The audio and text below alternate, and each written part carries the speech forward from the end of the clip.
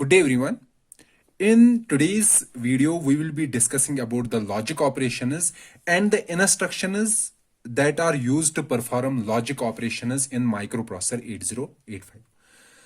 The most commonly used logic operations in microprocessor 8085 is AND, OR, and XOR.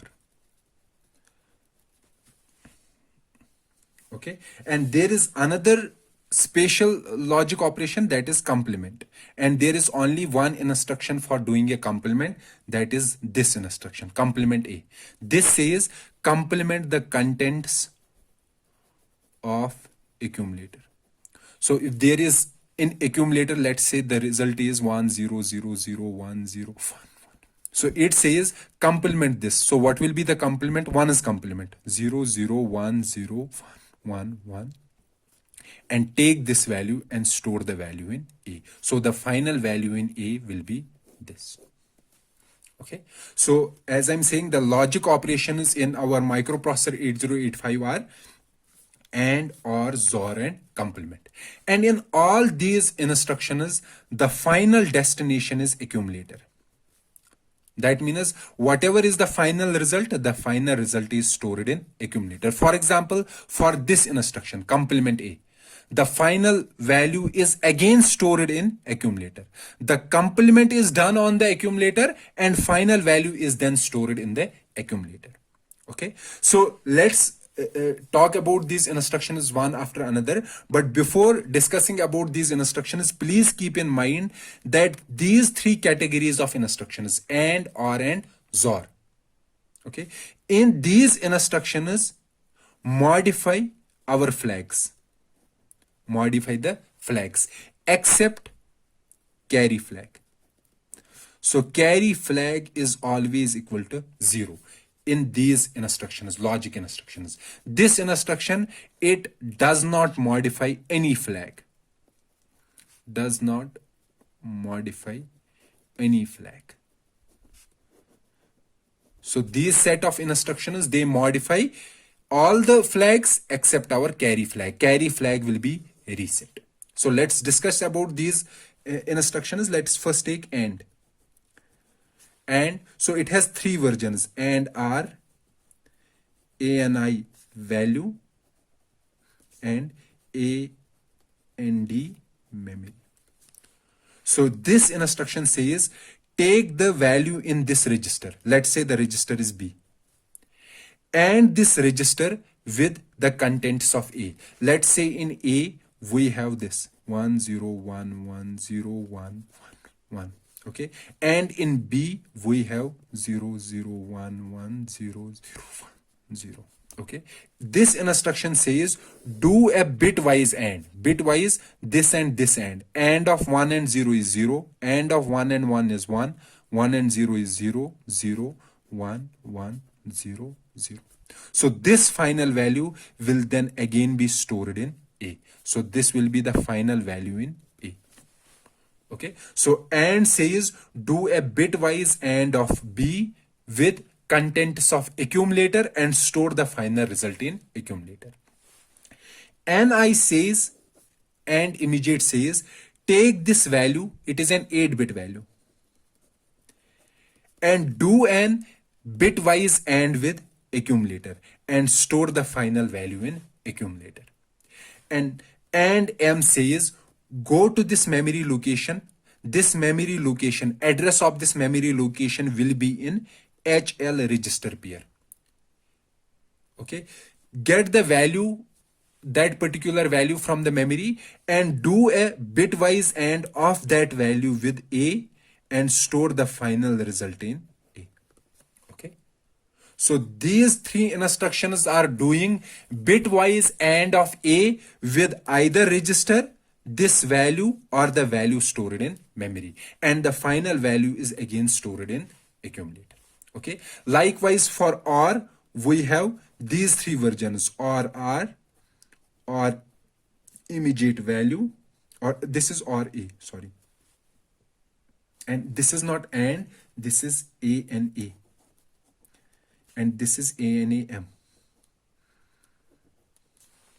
Okay, this is RAR, RA, memory. So this says do a bitwise OR of accumulator with register.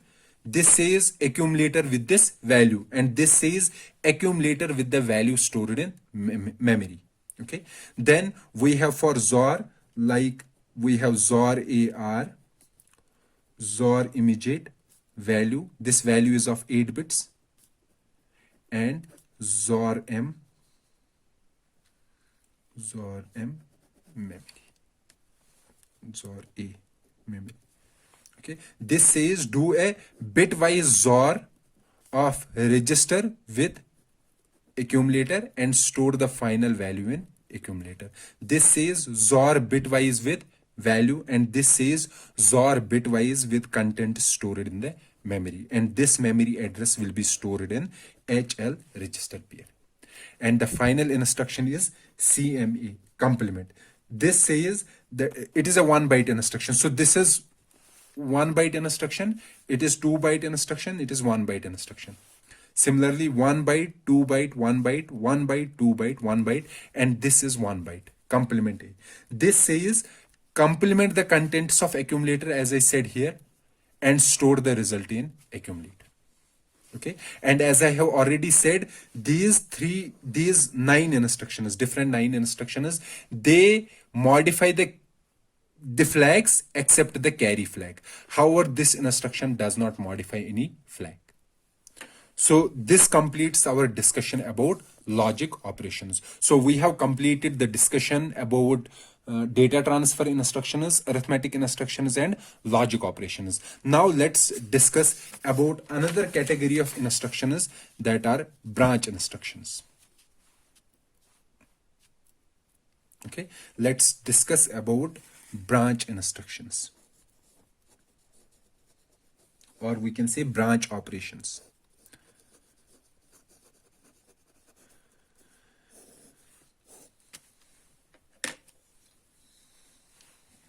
So what is a branch instruction? So before that, what is a branch operation?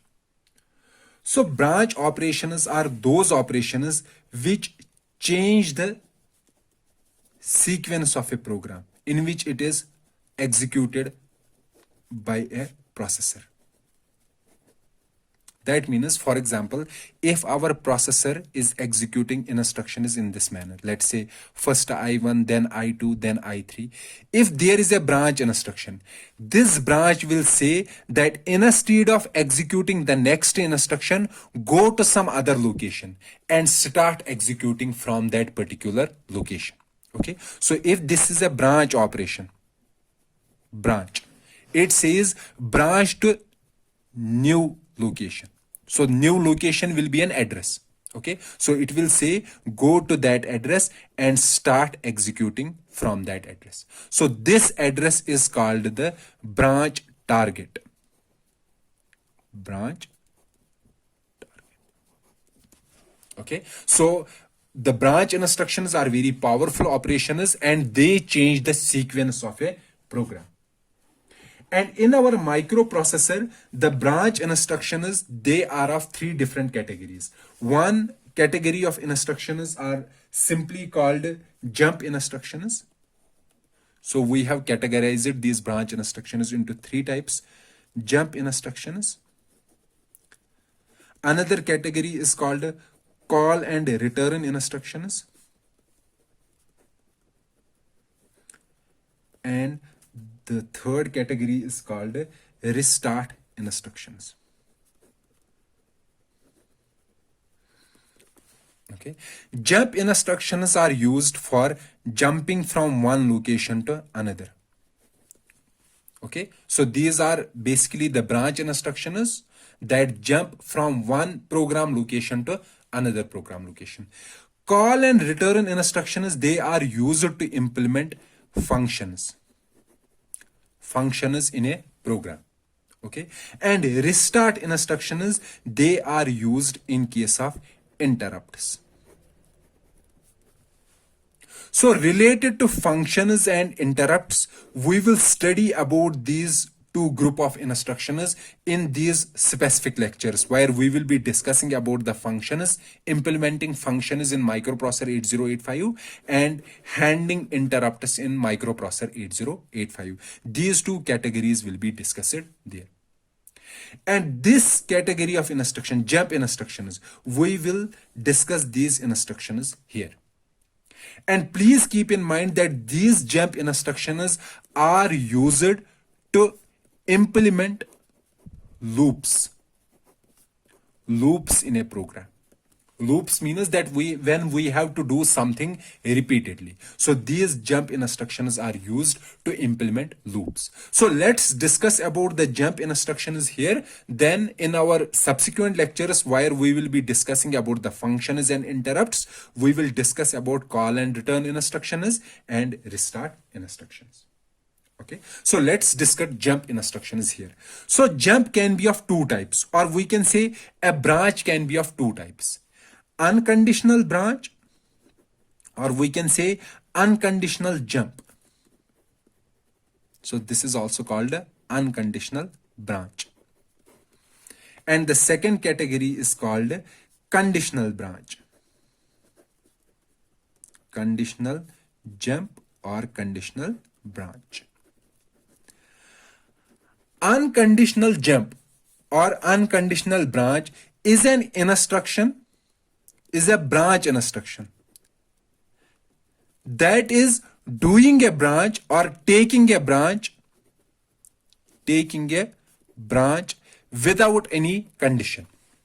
Without any condition. What I am saying, that if here we have an unconditional branch, so when we reach to this particular point, so here which branch is here? Unconditional branch. So this branch won't check any condition. It will directly change the location or change the execution of this program from this stage to new address, and that new address will be the branch target.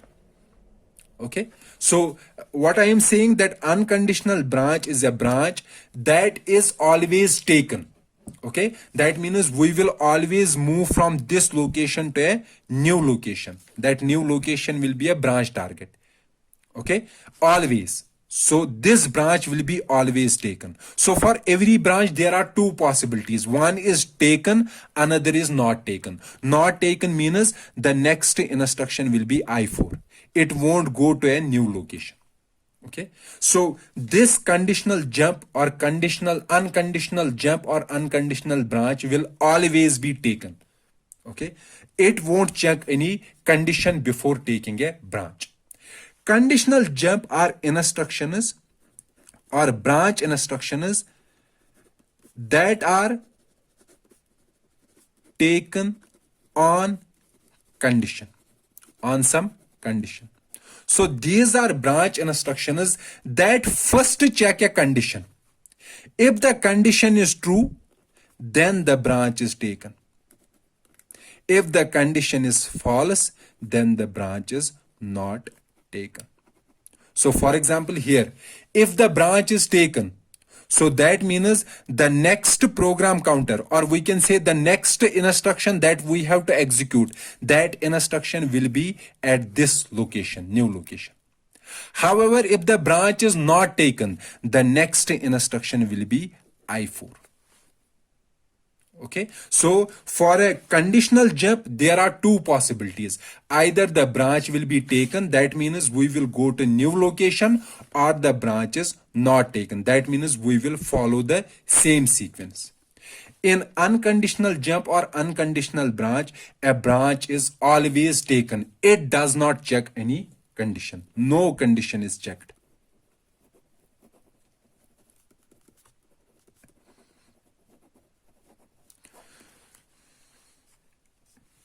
Okay, so in case of microprocessor 8085, the most commonly used unconditional branch. Let's first discuss unconditional instruction. Unconditional jump instruction is this instruction, JMP. JMP, then we have every branch has an address. branch target, and we know the address will be how many bits? 16 bits. So it is a 16-bit address. So for example, if I have a memory, so my program is stored in memory. So let's say this is my program stored here. Okay, this is 1000. This is some instruction I1, then I2, 1002, 1001. Then I have a jump instruction JMP, and then 16-bit. 16-bit, let's say 1005, and let's say 1005 is here. Here I have instruction I9. Okay, 1002, it's 1003, 1004. So let's keep it 1005. This is 1006. Let's say it is 1006. Now I am executing a program. First I will execute I1. Then I will execute I2. Now I have to execute jump. Jump says go to 1006. So we will go to 1006. So the next instruction we will execute is I9. After this jump, we will move to I9. We won't execute instructions that are in between. Okay, so jump 16-bit address. It does not check any condition. It directly jumps to a new memory location and starts executing from that particular memory location. Okay, so this is an unconditional jump. Let me write a program using an unconditional jump instruction. Okay, so for example, let's say we have a program. We have to write a program such that the program is we are taking input from input device whose address is 65H. Okay, we are taking input from device 65H. Okay, and then giving this data that we read from input device to an output device whose address is 80H. Okay, and we are doing this repeatedly. This operation we are doing repeatedly.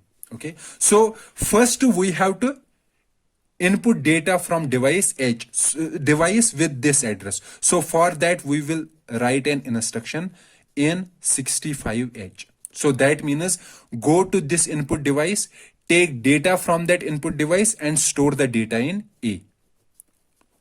Store in A. Then after that we will do out 80H. So what this instruction does, it takes the data stored in A and gives to this output device 80H. So what was the data stored in A? The data that we read from this particular input device. So using these two instructions, we are performing this operation. Reading data from 65H device and giving data to 80H device. So these two instructions are doing our job. However, we said that we have to do this repeatedly. So when after executing this instruction, we have to again execute this. Okay, and then again this, again this. So let's name this. Let's give a label to this instruction. For example, start. You can give any name. Okay, and then we will use jump start. But here I said it is jump 16-bit address.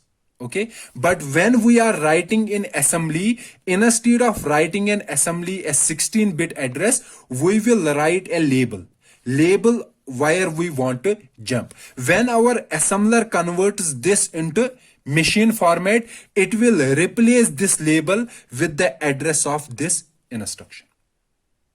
Okay, and that label will be a 16-bit address. So now let's see what is this instruction doing. So what is this program doing? It will come here, it will execute this, then this, it will then do jump start. It will go here. Then again doing same and same. But please keep in mind, as I said, that in instruction jump, this is a 16-bit address. However, when we are writing an assembly program, we are not writing the address because we don't know the address where this program will be loaded.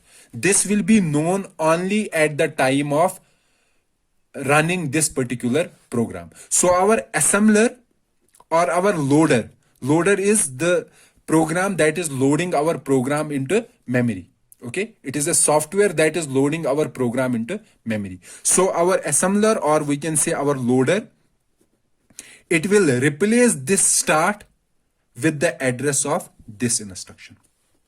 So whenever we are using a branch instruction, the next, I said the next should be a address.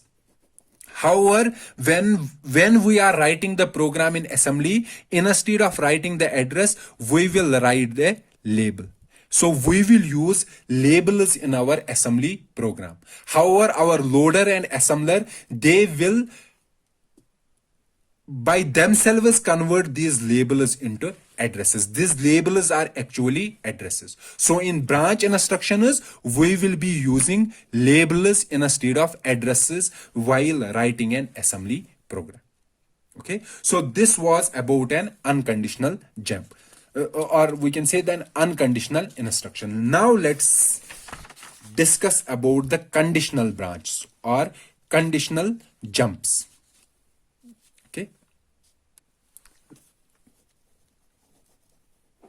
conditional branch or conditional jumps instructions. So there are numerous instructions or numerous conditional jump instructions. Okay, so these instructions, these are branch instructions that are deciding whether to take the branch or not taken, whether they want to take the branch or they don't want to take the branch. They decide it by checking a condition. By checking a condition. So basically what these instructions are doing, they are checking the flags. Okay, so what are the different flags?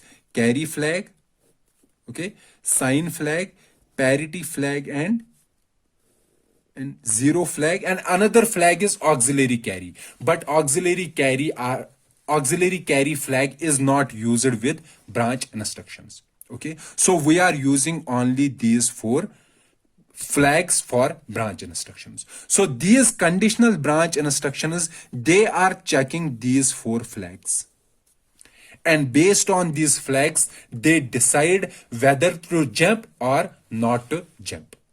Okay, let me write an instruction, one instruction. For example, this is an instruction JC, jump instruction, and then address, 16-bit address. This is the branch address. What this instruction does, it checks if carry flag is set. If carry flag is set, okay, then branch is taken. So this instruction is called jump on carry. So if carry flag is set, then do the jump.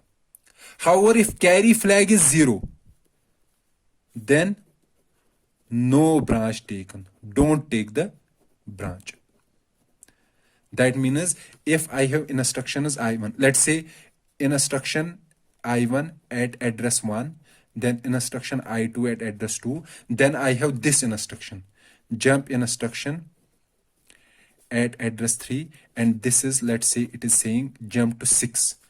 Then at 4 I have instruction 3, and at 6 I have instruction 5. Okay, let's say I am executing this program. First I will execute I1, then I2, then I will go to this. It will see if carry is set. Okay, if carry is set, then it will go to 6. That means it will start from here. Okay, so that means branch is taken if the condition is true. However, if the condition is false means carry flag is not set, then it will execute the next instruction. The next instruction will be I3. So there won't be any branch taken. Okay. So one instruction is jump on carry, and here we have address. The other instruction is jump on not carry. So this instruction was, what was it doing? It was checking carry flag. If carry flag is 1, then do the branch. If carry flag is 0, then don't take the branch. This says jump not carry. If carry flag is 0, then make a jump. However, if carry flag is 1, then don't make a jump. So for every flag, we have how many instructions? 2 instructions. One for it is set value, and another for jump for it is not set value or reset value. Okay. Likewise, for zero flag, we will be having how many branch instructions? 2. Jump on 0 and then address, and jump on not 0 then address. So this instruction will be taken if 0 flag is set, and not taken if 0 flag is not set. And this branch will be taken if 0 flag is not set, and this won't be taken if 0 flag is set. Okay, so 0 is done, carry is done. Now remains sign bit and this what's called parity bit. Okay, so sign bit. So sign bit means if sign bit is 1, that means the number is negative. Okay, or we can say the number is minus. Minus means negative. And if this is reset 0, the sign bit is, that means the number is positive.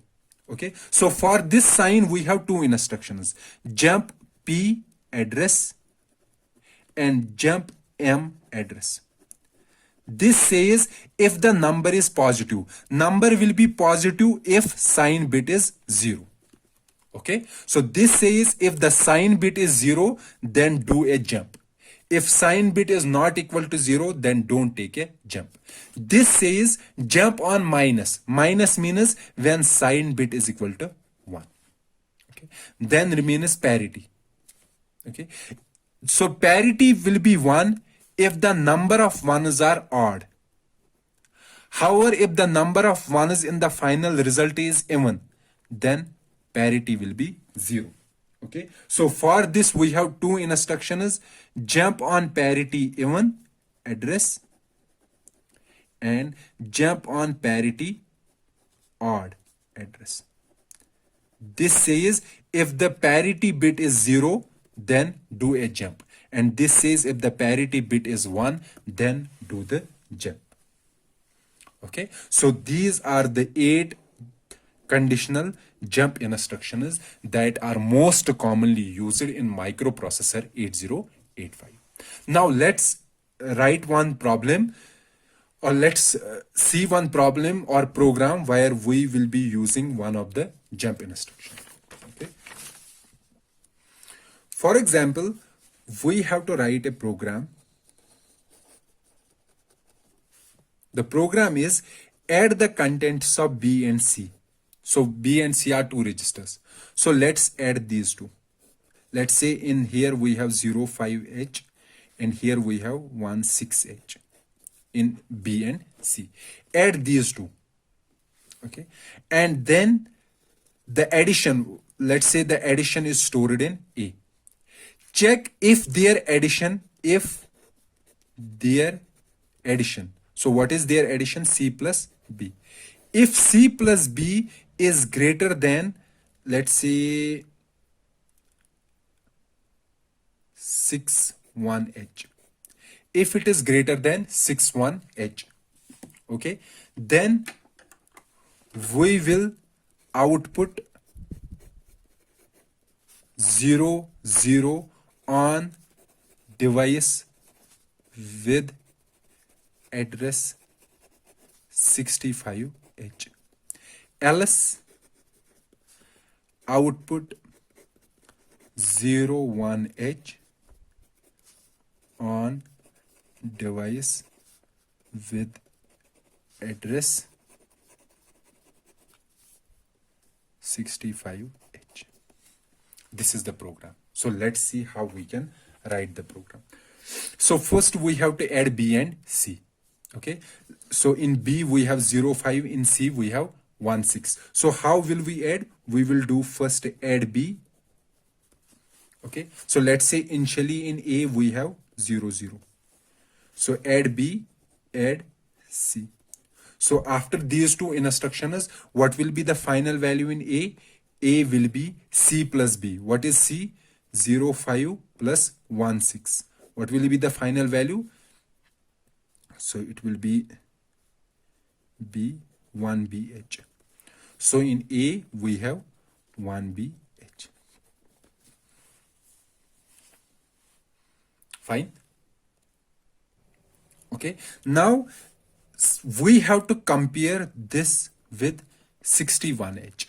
How will we compare? We will do subtract or sub-immediate 61H. What it is going to do? It will subtract, this instruction will subtract 61 from 1B. So it will subtract. The final value will be stored in accumulator. Okay. Not only the value will be stored in accumulator, if the value is negative. What is the meaning of negative value? Negative means 61 is greater than 1B. Okay. Then only the value will be negative. If the value is negative, sign bit will be equal to 1. Okay. However, if the value is positive, positive means when will be the value positive? Positive means that this C plus B is greater than 61. So it is positive. So the sign bit will be 0. So that means if the sign bit is, so we have to do a jump on sign bit. If the sign bit is 0, then we have to do this operation. We have to output 0, 0H on device this. However, if the sign bit is 1, 1 means C plus B is less than 61, then we have to do this operation. So we will do jump on, so positive and we have P and minus. Jump on P, let's name it label 2. Okay, so let's write a program here, label 2. So the program will be, so the program should be output 00H on device with address 65H. So let's first move this 00 into A. Move immediate A, move immediate 00H. Okay, so move immediate A 00H. Move this value into A. And then out this immediate value to this device 65H. Jump on positive. However, if we have to do a and write an halt instruction. However, if there is a let's say negative value, so that means jump on minus label 3, or we can do here jump, a simple jump exit. Okay, so after this I am writing here exit is another label, so it will simply say halt means end. So jump on minus label 3, let me write label 3 here. So what we are going to do, we are going to move this 0, 1 to accumulator, move immediate 0, 1 to accumulator, and then out this value to 65H and jump exit. Why I am doing jump exit here? Because if I didn't write a jump exit here, then that program will go to next instruction. So that means it will execute this also. So we want that after executing this instruction, we should not execute the next instruction. We should directly go to execute. Likewise here also. Okay, so this will be the program doing our job. Okay, so this completes our discussion about the these branch instructions. So we discussed about all the 4 different types of instructions that are used in microprocessor 8085. We discussed about the data transfer instructions, arithmetic instructions, logic instructions, and branch instructions. In branch, we discussed about jump instructions, conditional jump and unconditional jump instructions. Now the only discussion remains is the machine specific instructions. So we will discuss only 1 or 2 machine specific instructions. So machine specific instructions.